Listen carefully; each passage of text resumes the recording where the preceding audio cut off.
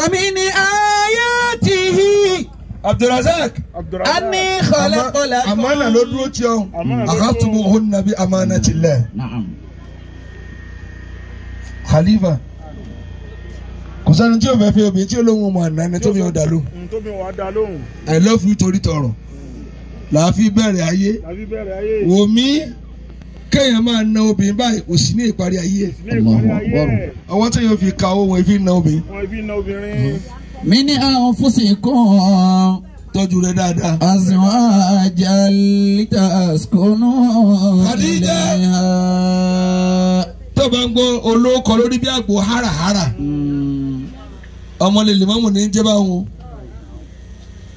Wọ́n ní síbẹ̀ ní bàbá kan tí ń ṣe wá síká irú ọmọ olóhùn fẹ́ yà ẹ̀ mọ́dojú tì á. Wọ́n dojú tì wá. Ntí gbogbo ọmọ èèyàn lásán lè ṣe ọ̀tún kọ́ ṣe bẹ́ẹ̀. Tó kọ́ sí bẹ́ẹ̀. Bàbá rẹ̀ ló kọ́. Alókọ láyé kọjá kọ́ wọn ó da ilé ọkọ̀ rú lọ. Wọn ò ní bu àwọn ní kọ́ ọmọ bú. Charity begins at home. Wọ́n ní wọn fún alẹ́kọ̀ọ́ ní wàásù ní kànṣe ká jẹ́ ń kú agbára ká gíẹ́gíẹ́. Má jẹ́ tí òtún àwọn fẹ́ẹ́ gún wa. وجعل بينكم مودة ورحمة. Ànábì wọn sunkún rẹ ni. صلى الله عليه Ànábì wọn وسلم. jẹ́ ń tarọ ọmọ kàbánújẹ́. Mọ̀jọ̀ màmí ó dójú tì mí.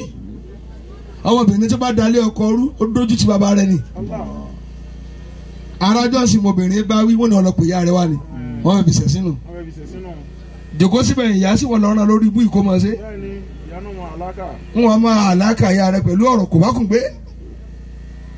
Bọ́ọ̀ ti fẹ́ kọ́ ọmọ rẹ ó dójú tì ọ́ mọ́ dójú tóbi rẹ o. Wá sí rẹ nù. Ntí ó dùn mọ́ kọ rẹ ni ọmọ ṣe. Kó máa ṣàdúrà fún ọ tinútinú. Tóbìnrin bá ti lè gbàdúrà ọkọ yóò lálùbáríkà. Tọkọ bá sì ní wọnú ọlọ́wọ́ bá nu ó parí nu.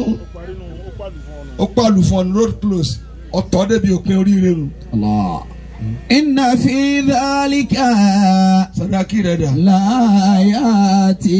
Bọ́ síbi pẹ̀lú agbádá rẹ̀.